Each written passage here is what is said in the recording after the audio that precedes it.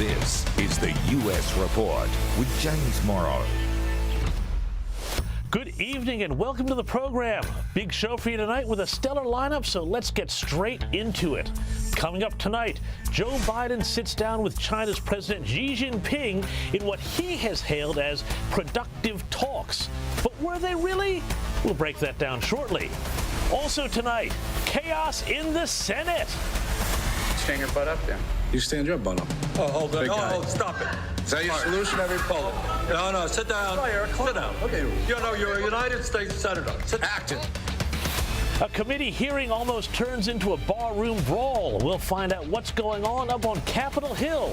Plus, Nikki Haley cops massive backlash for her unconstitutional social media plan. More on that a little bit later on in the program. But first, breaking news from California, where this footage has just arrived of a communist dictator welcoming Chinese President Xi Jinping to California.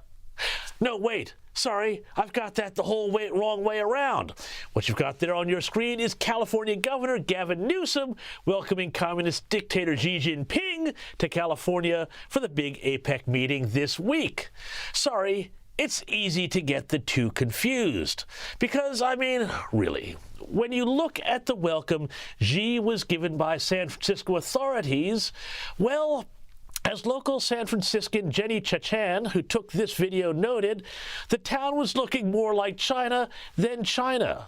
It's certainly a far cry from the usual state of things in San Francisco, where it is all zombified junkies, homeless derelicts, and criminals making the streets unclean and unsafe for locals. Seriously, why should ordinary taxpayers enjoy well-policed and sanitary streets? Who do they think they are? The supreme leader of the Middle Kingdom? Honestly, here's that same Gavin Newsom we saw before being refreshingly honest and saying, well, pretty much the same thing. Folks say, oh, they're just cleaning up this place because all those fancy leaders are coming into town. That's true, because it's true. That's true, and credit to him for being straight with us. Here's more. Anytime you put on an event, by definition, you have people over your house, you're going to clean up the house. You have 21 world leaders, you got tens of thousands of people coming from all around the globe. What an opportunity to showcase the world's most extraordinary place, San Francisco.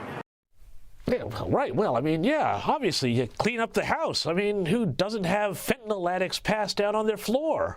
Or gangs of looters coming in and stealing everything from their pantry every day? But it wasn't just local leaders who were kissing up to Xi Jinping. Far more worryingly, Joe Biden appeared to be too. Here he is welcoming Xi. But keep an eye on Anthony Blinken, who looks ready to catch the president in case he falls off his chair. Mr. President, it's good to see you again. We've spent many hours together over the last 10 or 12 years, and to host you in the United States is a great honor and a pleasure. The fact is, Joe Biden has always been a big fan of China. Whether it is because its state-owned companies have helped finance his lavish lifestyle through payoffs to his son's corporations, or because he admires their authoritarian approach to managing society, I don't know. Bit of column A, bit of column B, perhaps. Here's Joe Biden back in 2015. We want to see China rise, to continue to rise in a responsible way that will benefit you most, China, because you have an important role to play. A rising China can be a significant asset for the region and the world, and selfishly for the United States. Now, remember, that was long after the true nature of the Chinese regime and its goals had revealed itself. And here's Biden in 2019 saying China was nothing to worry about. I don't know a single solitary one who would not change places with the problems the President of the United States has versus the problems they have. China is going to eat our lunch. Come on, man. Come on, man. This love of Joe Biden for the Chinese authoritarian regime goes back more than 20 years. China is not our enemy.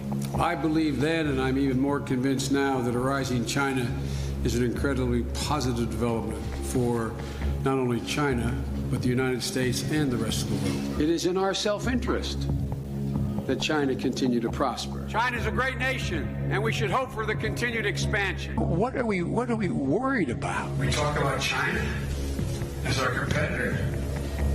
We should be helping. Do you think in retrospect that you were naive about China? No. Of course, this means that Americans and everyone in what is still the free world should be worried.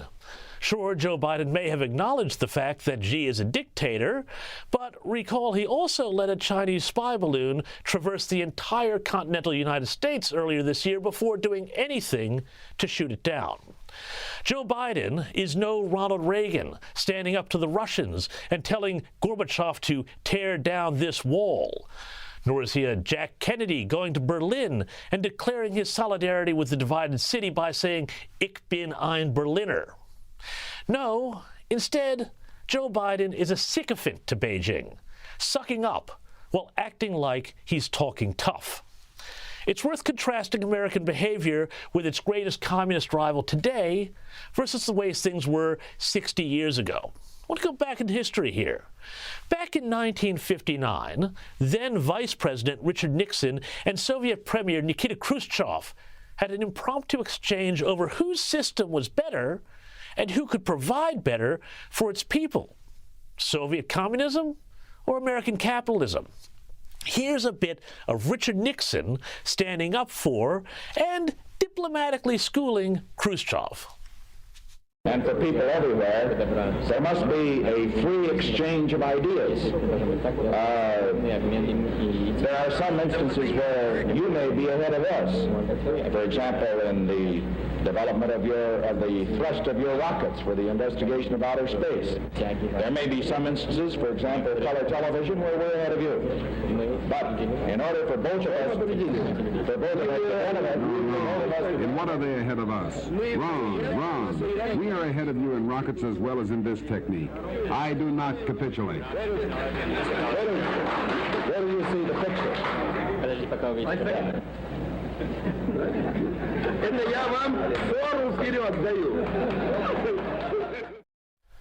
Now, could you imagine Joe Biden or his Vice President Kamala Harris doing that today? I doubt it. I mean, maybe Harris would brag that the West is ahead in Venn diagrams or school buses or gummies, but that's about as far as she'd go. Because today, America and the American left seems more in the business of talking down America and empowering America's enemies, talking down the American ideal in the process. Who knows why, but especially among Democrats, this is seen as some sort of almost karmic realignment, an atonement for America's century of global dominance. Because it's not just China. Democrats are empowering other enemies of freedom, like Iran. That realignment started under Barack Obama to embolden Tehran at the expense of Tel Aviv, and it finally bore its bloody fruit on October 7 when Iran's client, Hamas, wreaked mayhem in Israel, touching off what is looking like a new regional war. This has again been by design. The Biden administration has, since coming to office, relaxed sanctions on Iran, enabling Iran to generate $80 billion in oil revenue, and given them $6 billion in ransom to hostages from Iran on the anniversary of 9/11, no less. And, of course, Biden also restarted the negotiations to allow Iran to get a nuclear weapon. This is insanity. And, of course, for their efforts, the U.S. got not only an escalating regional war, but Iranian attacks on American bases in the Middle East, which have barely been repaid in kind. And now, this week, the Biden administration has given Iran access to another $10 billion in funds, ostensibly to pay for electricity, which may be another way of saying for terrorism and destabilization. Now, if you'd thought the world had become a more dangerous place over the past 3 years, you'd be right. Joe Biden and the Democrats have given aid and comfort to the enemies of the U.S., the enemies of freedom, empowered them to create havoc everywhere. And now China is looking to swallow up Taiwan and displace the U.S. as the lead power in the Pacific. And Biden is slapping Xi on the back. While in the Middle East, Joe Biden opens up the bank accounts for the enemies of our friends. Great work, Mr. President. Next November cannot come soon enough. I just hope it's not too late. Well, to discuss this and much more, I'm joined by former White House press secretary and host of the Sean Spicer Show, Sean Spicer. Sean, thanks so much for joining me on the U.S. Report. President Biden has welcomed Xi Jinping to the U.S. for the APEC summit in San Francisco. The two leaders met in an effort to thaw tension. Now, Biden has hailed the talks as a success, touting agreements on curbing fentanyl production and restoring military communications. But how did you rate the trip and the summit? Well, James, it's actually interesting. There were two things that I thought were telling about this. One is they defined success by whether or not Xi Jinping would take President Biden's phone call. I mean, it was like, you need to unblock me on social media. You need to be my friend again. That was the definition of success. I mean, literally, you won't take my call anymore. That was how bad. And remember, Joe Biden was supposed to be the foreign policy guy, the guy that was going to reset our relationships with countries around the world after disastrous 4 years of Donald Trump. And yet here he is, not able to get a phone call returned from President Xi. Then, and you saw this, every aspect of this trip was completely scripted, down to what flowers were out, how high the grass was cut. And he scripts it to the nth degree. And then Biden walks off stage, off of that press avail that he does. And he's almost off stage, and he turns around to the reporters and asks that one question that his staff was going to cringe on. Will you still call Xi Jinping a dictator? And he says, yes, he's a dictator. Undermines every ounce of planning that was done. Immediately, the Chinese put out a statement saying that that was politically corrosive. And here we go. If the entire goal was to get the relationship back on track, which is pathetic that that's what it was, you just blew it by an offhanded comment. Yes, Xi Jinping's a dictator, don't get me wrong. But the idea that Biden blew it, it's just, he literally got in his own way to hit a bar that was unbelievably low, James. Well, Sean, I mean, come on, you say that, you cast some aspersions on Joe Biden's foreign policy expertise, but look at how much better and more safe the world has become in the last 3 years since Donald Trump. Seriously. You're not, I can't tell, are you talking about North Korea, Iran? Are you talking about Taiwan, exactly. China, Russia, and Ukraine? I can't keep it straight, but none of those were... But on this question of whether or not Xi Jinping is a dictator, I want to play this little bit here where we see him answer the question. But watch Anthony Blinken, the Secretary of State's face, as Joe Biden answers this question. Take a look at this. Mr. President, after today, would you still refer to President Xi as a dictator? This is a term that you used earlier this year. Well, look, he is. I mean, he's a dictator in the sense that he is the guy who runs a country that is a communist country that is based on a form of government totally different than ours. You can almost see him physically in pain there as he said those words. Why I don't? Because there's two things. One, he said it. Blinken is sitting there saying, all of this, all of my hard work, my staff's hard work, precisely guiding every movement, every word, every image that was seen down the drain. But as I said, here's the kicker. Biden left the podium. He was done. He said, I'm not taking any more questions. And then he stopped, turned around, and took it. It was like, oh, you were 2 steps away. 2 steps away from not screwing this up. And his Secretary of State is sitting there saying, please just keep walking, Joe. And it's so funny because, of course, Sean Spicer, we've played so many clips on this show of Joe Biden ignoring the press, sitting there, not listening, not saying anything. I just think it's, the one time he shouldn't have, he did. But I want to talk, though, about some of the other politics that came out of this, because Xi Jinping said, on the one hand, in the communique that, and I thought this was a bit of a lie here, that great power competition was not the defining feature of the age, but Xi also gave a stern warning to the U.S. about arming Taiwan, and this would seem to me the optics of that would be that Xi is almost sort of declaring that he's got the upper hand in the Pacific and in the relationship. What is the message you took away from all of that? Yeah, I took away kind of what you're going towards, which is I think he was like, look, I just want to be clear. He said unification is something that we've always strived for. He made it very clear. I know what you in America are saying. I heard you, Joe Biden. But here's what we're doing anyway. And it may not be imminent, but this is our goal. We're going to do it. and don't get in our way. And they didn't back down at all. They were very clear about what their goal was.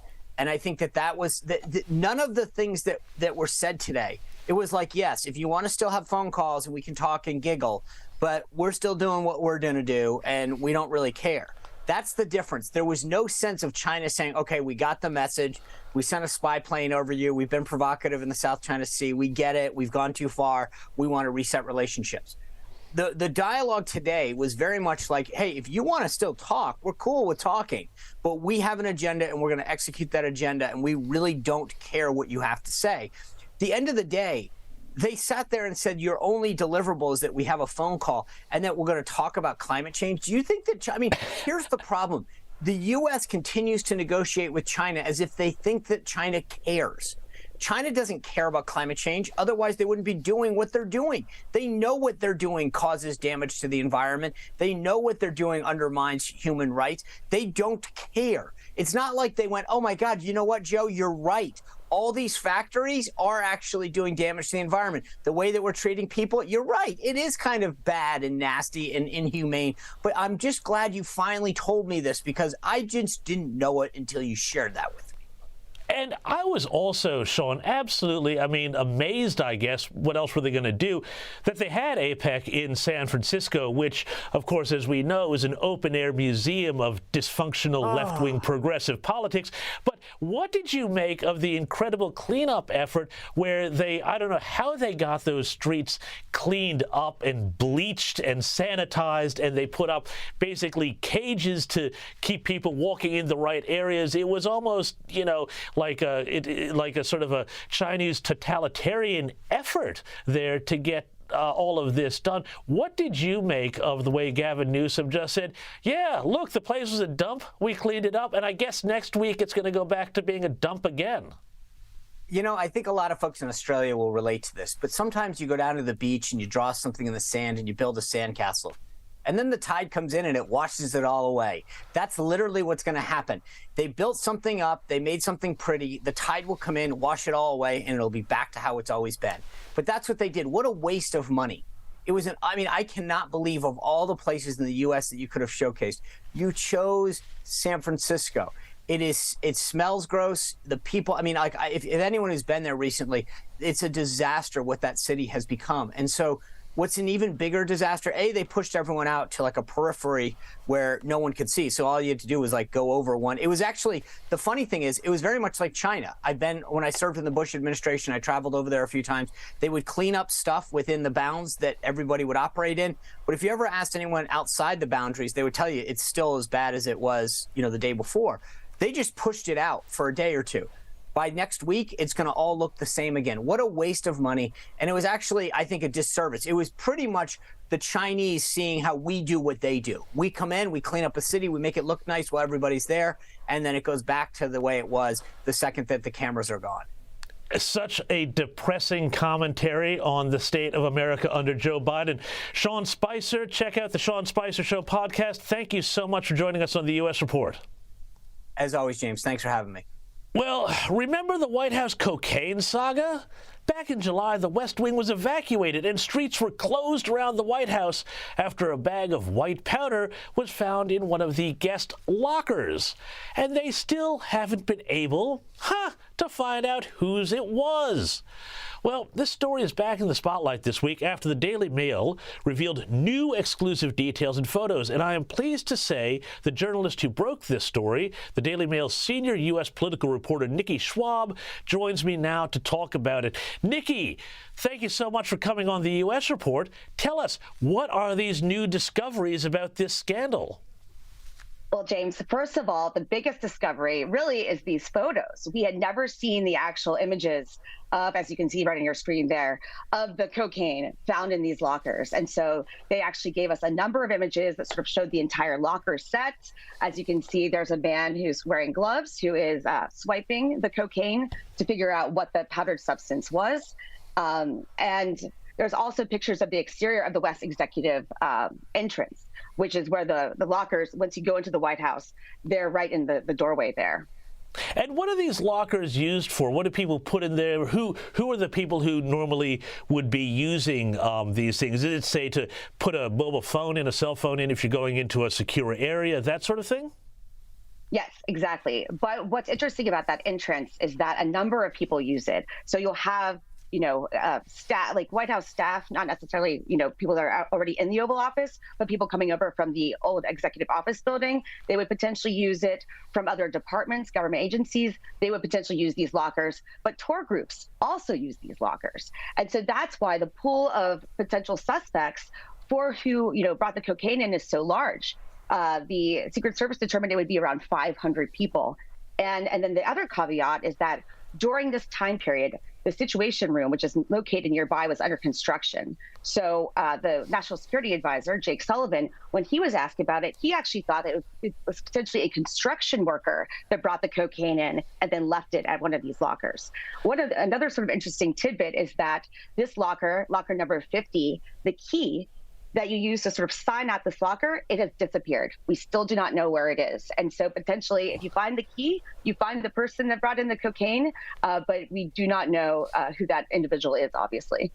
Well, Nikki, I find this all very hard to believe, though, because, the White House is an incredibly surveilled building. There'd be cameras absolutely everywhere, logs, and, of course, we all know from all sorts of other incidents that the government has facial recognition technology and tracking technology. I find it very strange. This has got a lot of people obviously thinking that there is some sort of cover-up. What do you think, and why have they really not identified who the person was? Could it be because it might compromise the Biden family? I mean, I totally get it. And also, I mean, it is strange, right? You've got all of these cameras, but for everyone I've talked to, there really wasn't a camera that was, at this particular angle who could see, the exact individual. And by the way, these lockers are fairly small. So, if you have someone's body in front of it, putting an item in and out, putting items in and out all day, you might not be able to determine, who the suspect is, which is why I think it's, this huge group of people. But I do also understand why people were suspicious, because when you think about cocaine, you obviously think about Hunter Biden, all of his troubles. And so that's not a correlation that I think the Bidens, want in this matter.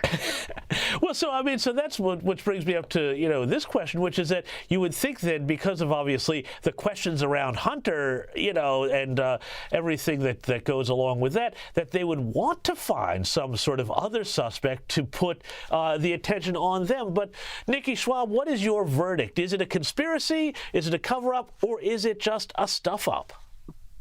I mean, I think it's just a mystery. I think there's just too many people that it could have been, and they don't have the camera angles. And when I've talked to, source after source, they understand investigations, they understand how the Secret Service works, they understand now, the actual bag of cocaine went to the FBI. Everything seems like it's been above board. So I think it's going to be a mystery unless, D.C. is a small town. Someone, fesses up to it at an event at some point, and then maybe we find out who it is, right? Someone's at a cocktail party and they brag that they brought cocaine into the White House. That, I feel like, is probably the most the best way we'll ever figure out who actually did this. Well, we'll wait and see. Nikki Schwab, thank you so much for bringing us on the latest in the mystery of the Biden White House and the bag of cocaine. Thank you so much for your time. Now, in a moment, we'll be talking to John Fund about the fisticuffs, gunfights, riots, and mayhem in Washington. And that's just in the Senate. But first, how about a little rambling story from Joe Biden that not only casts doubt on his abilities as a raconteur, but also American sovereignty as well. To digress just a second, I was with Xi Jinping today, and I showed him a photograph that he's extremely proud of. When he was a young man, I think he was 32, maybe 28, 30 years old, in that range. And he was, hey, how you doing, man? He was actually standing on the Golden Gate Bridge. He had come to visit, and he said, and I looked at the picture, I said, I want to show you a picture. He said, I like that picture. I like well, he was translated to say, I like that picture. So he's been coming here, and one of the things I pointed out to him is that you have one of the largest Chinese populations in America here. And he feels like he's going home here. Well, feeling at home there, that would come as a bit of a surprise to every Chinese American who fled communist China. But never mind. San Francisco did its best to put on a show for Xi to welcome him.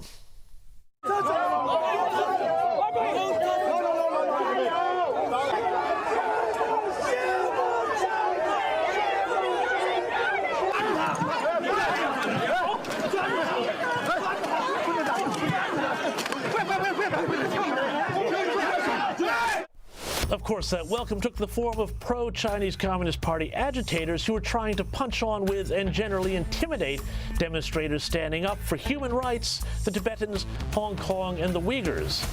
Why, Xi Jinping, it's like he never left home. John Fund after the break. Welcome back to the program. Well, it's no secret that the Israel-Hamas conflict has been boiling over onto our streets of late, but in Washington, they do things a little differently. Where elsewhere in the world the dispute shakes out as a fight between Muslims and Jews, in Washington the battle lines are between the left wing and the really left wing. What you're seeing on your screen right now is a wild fight that broke out when hard left peace activists calling for a ceasefire decided they would blockade the headquarters of the Democratic National Committee. And, unlike bringing cocaine into the White House, that's the sort of thing that actually attracts police attention in that town. As you can see, the D.C. cops did some of the most vigorous policing they've done in years, brawling with the demonstrators and making actually a number of arrests during what I guess CNN would call a mostly peaceful protest. Because, hey, free speech is one thing, but you can't go around targeting such an august institution as the headquarters of the Democratic National Committee, guys. Really? I guess I don't blame the protesters, though, for making this mistake, because so much other mayhem goes unpunished in Washington, D.C. Like, say, the attempted burning down of historic St. John's Church in front of the White House during the Black Lives Matter Summer of Love riots. Or the toppling of the Albert Pike Memorial during that same spree of tolerance and goodwill to all. Hell, you can even square off with the cops and start a literal dumpster fire in D.C. But violating the sacred site that is Democrat Party headquarters, well, you betcha that's a paddling and a one-way ticket to the cells. Don't say you weren't warned, guys. For more, I am joined by political journalist John Fund. John Fund, thank you so much for coming here tonight. Now, John, we saw this big protest outside the DNC headquarters. It took a violent turn with the demonstrators calling for a ceasefire in Gaza. There's been arrests. What did you make of these scenes, and how is the Israel-Gaza conflict starting to cause real fractures on the left and in the Democratic Party? Well, one of the truisms in Washington is that the media covers dissension or disagreements within a political party completely differently depending on which party it is. Every disagreement or schism in the Republican Party is dissected and analyzed to a fare thee well. Democrats basically keep their mouths shut, and reporters who might hear their private complaints don't really publicize them that much. But there are enormous fissures in the Democratic Party, and the Hamas attacks of October 7th and the Israeli response have brought those out. And that's what we saw at the Democratic National Committee. There is a violent, angry section of the Democratic Party that is pro-Palestinian, frankly, pro-Hamas, and they are now asserting themselves. And there are about 20 in the Democratic House caucus that will vote against measures opposed to Hamas.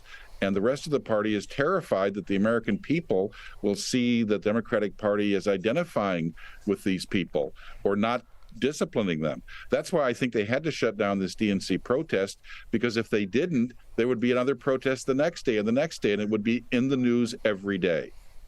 And assuming, John, that these protests continue, and of course, assuming that this conflict in the Middle East goes on, and I don't sadly see any end to that anytime soon, do you think that we could then see a replay in Chicago, where we're going to have the Democrat National Convention next year, of that famous 1968 convention in Chicago again for the Democrats, where you had anti-war protesters and the cops squaring off, and again, it was chaos? Well, you're a very good historian, James. We have an interesting historical parallel this year. A obscure congressman from Minnesota is challenging an incumbent president who's very low in the polls in the New Hampshire primary, and may have a surprise for that incumbent president. And that's the same thing that happened to Lyndon Johnson in 1968, Gene McCarthy. This year, it's Congressman Dean Phillips from Minnesota. And of course, the Chicago Convention was in Chicago in 1968, and now it's, of course, in Chicago again in 2024. And history could repeat itself. We could have a protesters' riot. We could have a police riot. We could have all kinds of things happening in Chicago because it's a highly combustible city. Indeed, John, and I want to talk about now where the Democrats are sitting more broadly nationally, not just within the party. The Democrats are becoming less and less popular. Trump continues to pull well ahead in the polls. The latest Real Clear Politics average of polls has him at 46.5 to 45.2%. But crucially, swing states that Biden might have been able to count on are swinging Donald Trump's way. It's early yet, but the Democrats seem to be drifting towards oblivion. Sources I've talked to say that they know the election is unwinnable if it was held at this point. What is their next move on the Democrat side? Well, the swing state polls that you referenced came out just before our off-year elections last week. And they panicked the Democratic Party. There were immediate calls for Biden to reconsider his decision to run and all of that. Those were temporarily stayed when the Democrats performed above expectations in the midterm elections in Virginia, New Jersey, and other places. But those concerns will continue to rise because the polls aren't budging and they're being confirmed by additional polls. I believe in the end, the Democratic Party realizes that it can either go down to a defeat up and down the ticket, or it can change the top of the ticket and hope that changes the conversation. I believe the Democratic Party will continue to try to find a way to convince Joe Biden not to run. And that may even involve, in the end, saying that the Hunter Biden thing is going to surface. That'll be a surprise, but the Democrats are that desperate. Now, the problem that creates for the Republicans is this. Biden runs very poorly against Donald Trump. But what if Joe Biden is not the Democratic nominee? Other Republicans do fairly well against most potential Democratic candidates, but Trump not so much. So that would create a bit of a controversy and a bit of a debate about electability inside the Republican Party as well if Joe Biden were not the nominee. That's really interesting. So who do you think then, John Fund, they would go with? And would it come in the form of a superdelegate overruling of the primaries? Would it come in the form of somebody in the primaries being allowed to come in and challenge? What form do you think that would take? I think there are two paths. One would be that Biden, like Lyndon Johnson in 1968, does very badly in the New Hampshire primary. In 68, LBJ left the race within 2 weeks. But if Biden were stubborn and were to continue and his departure took place closer to the convention, you're right about the superdelegates. You're also right about the delegates themselves who would be newly empowered by this. They'd have the problem, as The Sound of Music would have it, when they have the song A Problem Called Maria, they'd have the problem called Kamala, because Kamala is not viewed as a strong candidate, and she is, shall we say, not viewed as their favorite potential presidential nominee. Then if they succeed in sidelining Kamala, then they have a problem, because 63% of Democratic primary voters, James, are either women or minorities, mostly blacks. And that would create a real problem in public perception inside the Democratic Party if you dumped the vice president, who was both a woman and African American. So then the question would become, would you pick a boring white guy like Gavin Newsom from California? He might not satisfy that. Gretchen Whitmer, the governor of Michigan, who has won twice in a swing state, is the smart money choice to replace Biden should that eventuality happen. Indeed. Look, John, I think you're absolutely on the money there. Gretchen Whitmer is who I've been saying, and I think they're going to convince him to do an LBJ on that one. But we'll see in the weeks and months ahead. Now, I want to get on to this other crazy story here, John. And there was no shortage of drama on Capitol Hill this week when tensions boiled over at a Senate committee hearing between a Republican senator and a union boss. Take a look at this. Quit the tough guy act in these Senate hearings. You know where to find me. Any place, anytime, cowboy. Sir, this is a time, this is a place. If you want to run your mouth, we can be two consenting adults. We can finish it here. Okay, that's fine. Perfect. You want to do it now? I'd love to do it right now. Well, stand your butt up then. You stand your butt up. Oh, hold on. Big guy. Oh, stop it. Is that your solution, every Poland? No, sit down. Sit down. Okay. You know, you're a United States Senator. Sit down. Active. Oh, okay. Sit down, please. All right. Can I respond? Mr. Hold it. John Fund, what is going on in the Senate? That looked like an episode of the Jerry Springer Show. You know, there's an old saying that Washington is Hollywood for ugly people. Well, I have another saying now. Washington is your old high school with money. Lots of money to spend, other people's money. This reminds me of high school, where the football team captain and the nerdy student body president get in on it and challenge each other to a fist fight. High school with money. It's a good way to put it, John. And, of course, you know, we've seen a few of those sort of incidents over the years and centuries in Washington, but pretty wild scenes. Thank you so much, John Fund, breaking it all down for us. Now, lots more to come in the show, including former U.S. Acting Attorney General Matt Whitaker on Nikki Haley outing herself as a big government censor. But first, remember last week? I told you how Israel had won an unlikely hero in stumbling, fumbling, hoodie-wearing Senator John Fetterman? Well, guess what?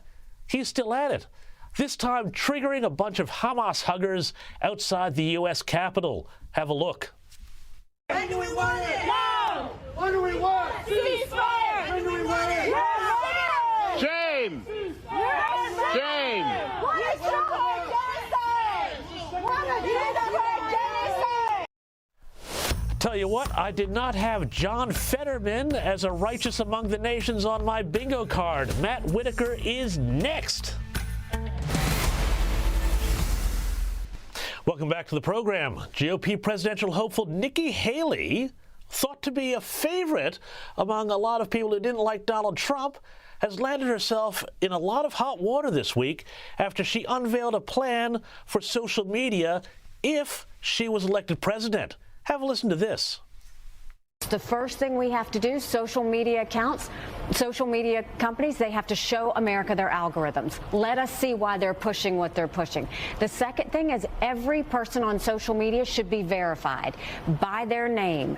That's, first of all, it's a national security threat. When you do that, all of a sudden people have to stand by what they say, and it gets rid of the Russian bots, the Iranian bots, and the Chinese bots. And then you're going to get some civility.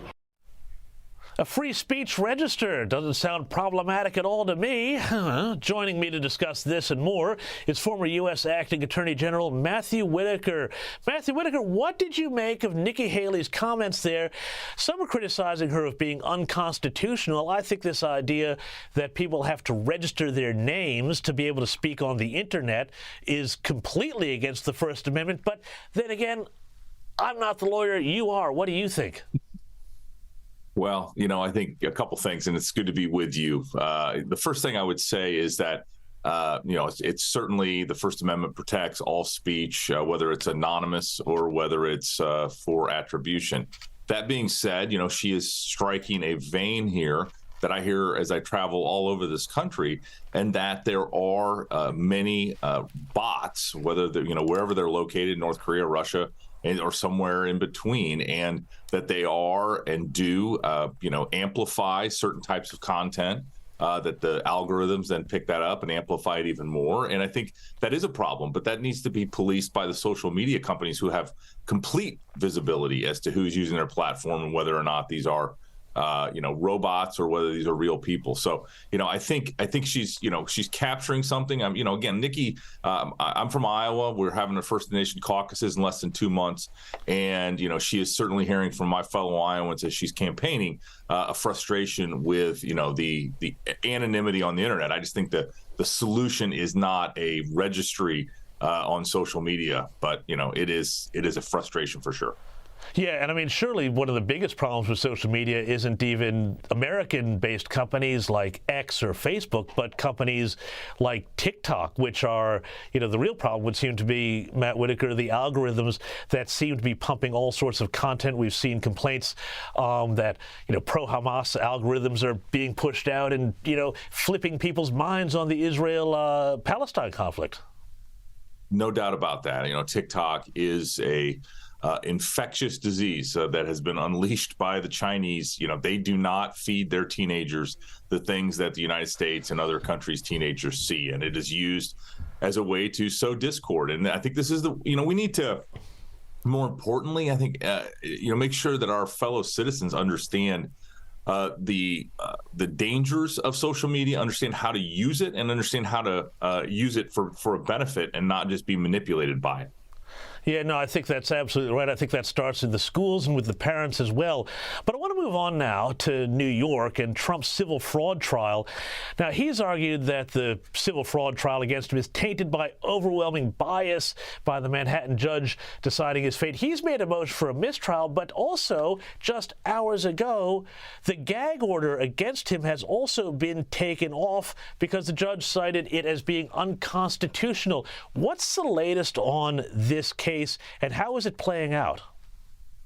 Yeah, and remember, this is just one of the first 5 that we're going to see here as we head into the 2024 general election. But, what this judge in New York has done is, first of all, he gave a granted summary judgment. So he said essentially that President Trump is liable, and now they're figuring out the damages of the remedy phase, whether they take away his companies, liquidate them, appoint somebody to manage it for him, or other remedies, including a $250 million fine. But all that being said is, I think this case is probably the weakest of all the cases of civil, first of all, and secondly, the deck is stacked against him. But I just think that this summary judgment is granted. There's been so much evidence presented in this damages phase about the worth of his and the value of his assets, and that's clearly this judge in granting summary judgment assigned just ridiculously low values and doesn't understand how real estate works.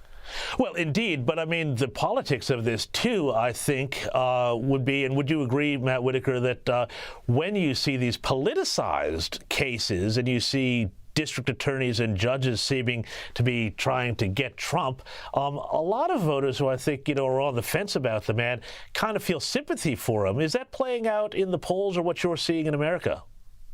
Yeah, absolutely. And, obviously we do have a 2-tier system of justice in the United States of America currently. It's being manipulated by Democrats to go after, especially Donald Trump and some of his key allies. At the same time, the system is supposed to be able to sort through this and make sure that there are juries of his peers that will hear these cases, and make sure that there are appeals courts that can hear the legal arguments. Because in each one of these cases, and I think one of the most important things is these are novel legal theories that have never been used against anybody else except Donald Trump. And so each one of these cases, they're going to have to decide if these laws even apply to this alleged behavior and this set of facts that the government is trying to prove.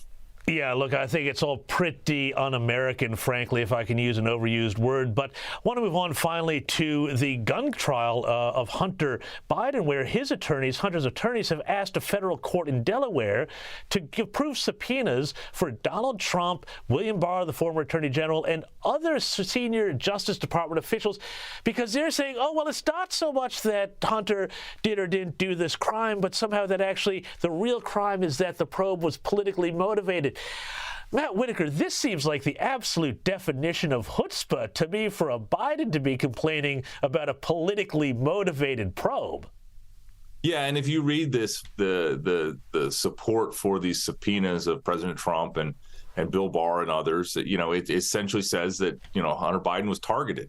by the Department of Justice for improper purposes and violated the Fifth Amendment of the Constitution.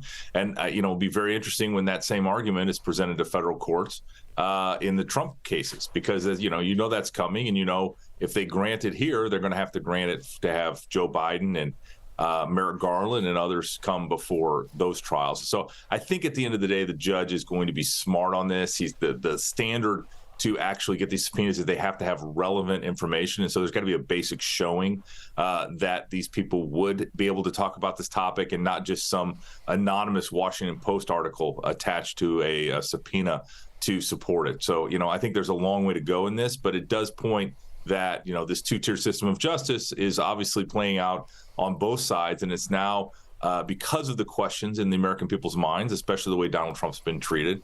I think this is a legitimate issue for cases, and it's going to make prosecutors, I was a U.S. attorney for 5.5 years, and it's going to make our cases a lot tougher because juries are going to be a lot more circumspect on why you're bringing this case, and you're going to have to start to demonstrate the motivations. And that's going to be a hard thing because, you should be wearing a white hat and prosecuting cases because that's where the facts lead you to prosecute. Matt Whitaker, that's a phenomenally smart point about the impacts and the corrosive nature of this politicized justice system on the broader American system of justice and Americans' faith in it. Thank you so much for breaking that down for us. Now, don't go anywhere because Only in America is next. But first, footage just in from Joe Biden as he attempts that most dangerous stunt for a president, the dad joke, while talking to a foreign leader in a foreign language.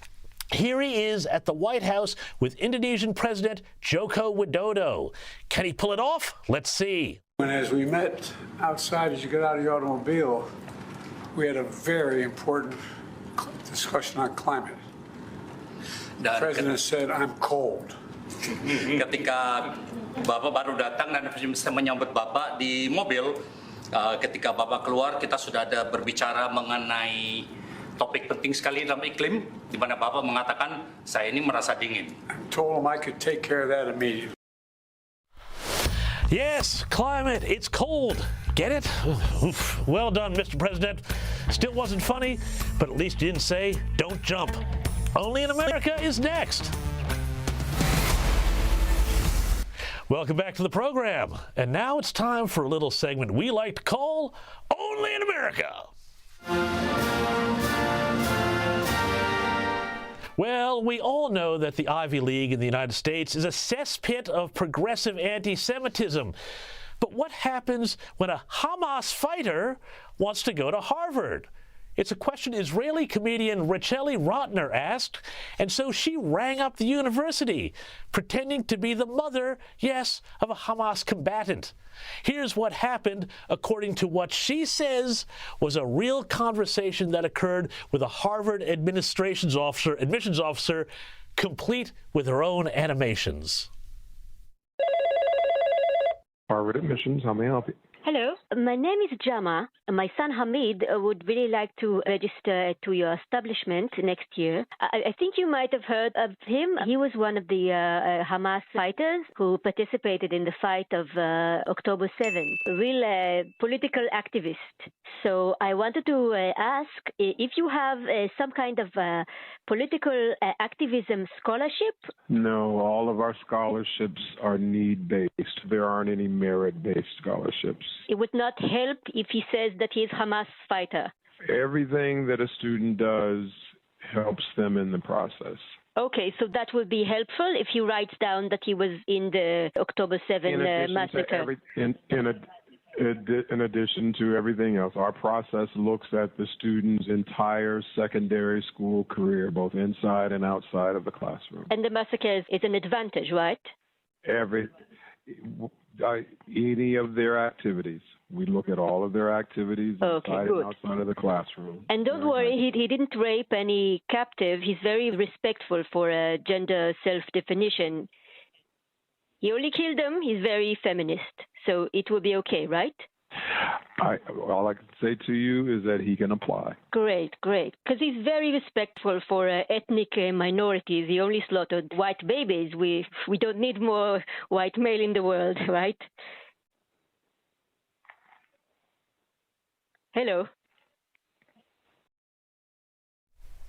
A real political activist. He'll fit right in. But what about those pesky campus rules? What about wearing a hat?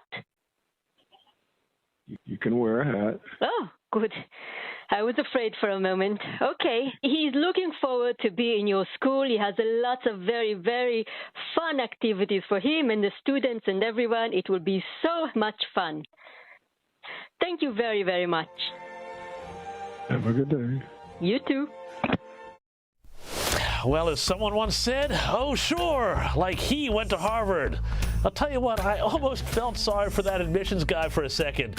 But that's all the time we have for this week. I'll see you again next Friday. Bye-bye.